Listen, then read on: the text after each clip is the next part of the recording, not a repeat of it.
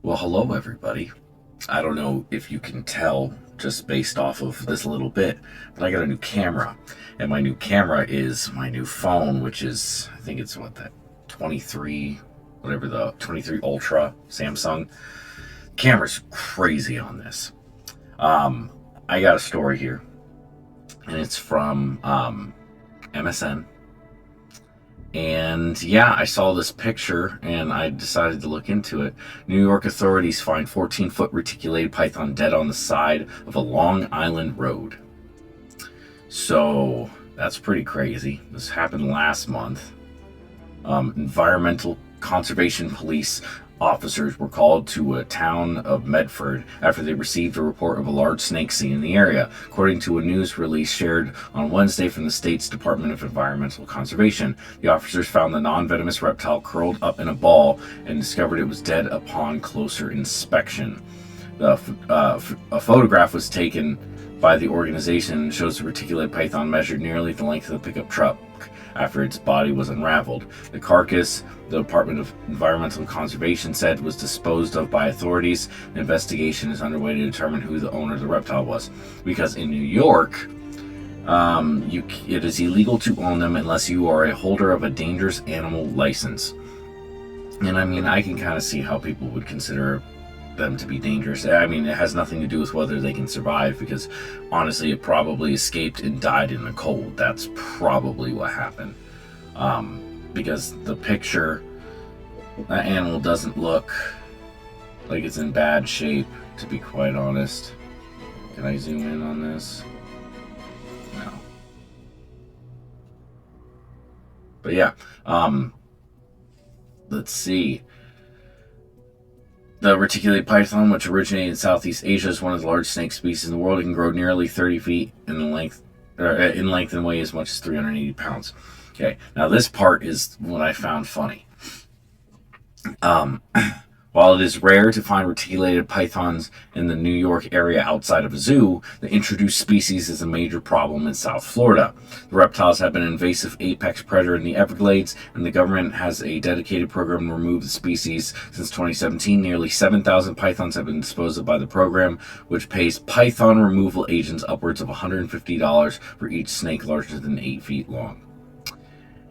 So they throw in the thing about the pythons in South Florida, and they're not reticulated pythons. They're Burmese pythons. I know some people will say that's just arguing semantics, but it is a big difference. It is not the same type of snake. Reticulated pythons are...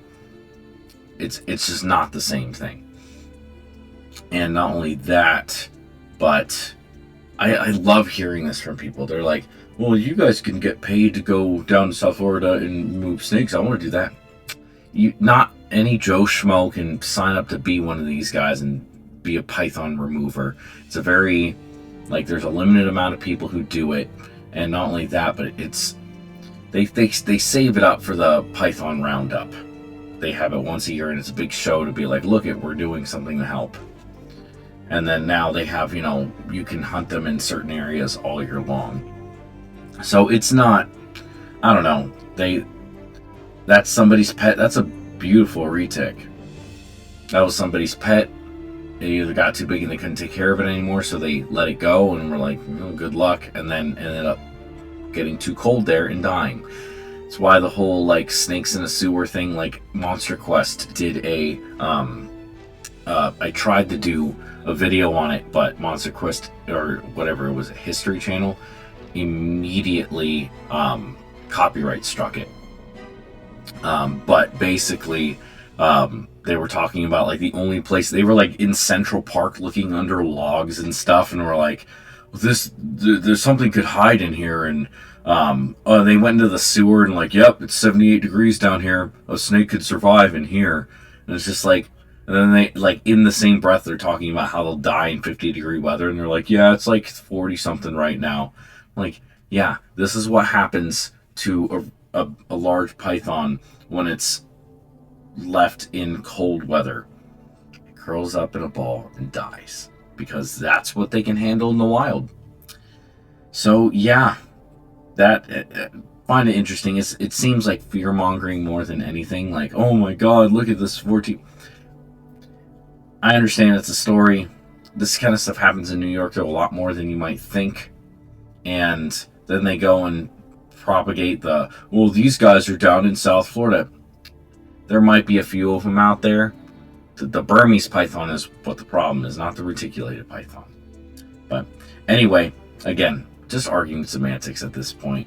It's just funny to me when you look at mainstream media and how they talk about certain circumstance and how like wrong they are on some things. And, like, it may not seem like a lot to some people, but like if you know anything about it, you realize how wrong the mainstream media is all the time about so many things. And this is a great example. Another article I was reading on the same situation just showed a picture of a Burmese python in the Everglades while they were talking about this. They didn't even show this picture. But anyway, I'm going on a trip to the Everglades actually this weekend, and I got a few people I'm trying to meet up with, and there's going to be some collaboration there, so I hope you guys enjoyed that. I'm going to be looking for Burmese pythons and all sorts of stuff this weekend, so hopefully you guys enjoyed that. Hopefully this video quality is a lot better. I'm trying to make a concerted effort to make things better, and there's a lot of good stuff in the works I am super excited for. So thank you guys for watching. Like, comment, subscribe. Go check out my Patreon. DNA Reptiles is that on Patreon. My Patreon is patreon.com/DNA Reptiles. That's what I meant to say. And yeah, almost at 500,000 on TikTok. So if you want to check, if you haven't followed me on TikTok, please go over there and do that. I'm almost there. And then here on YouTube, I'm at almost 90,000. I'll probably be at 90,000 subscribers by the end of the day. And at this rate, literally next week I should be at 100,000. So I cannot thank you guys enough. I never thought I'd get to this point.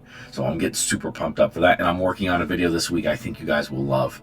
So anyway, thank you guys for watching, and I'll see you on the next one.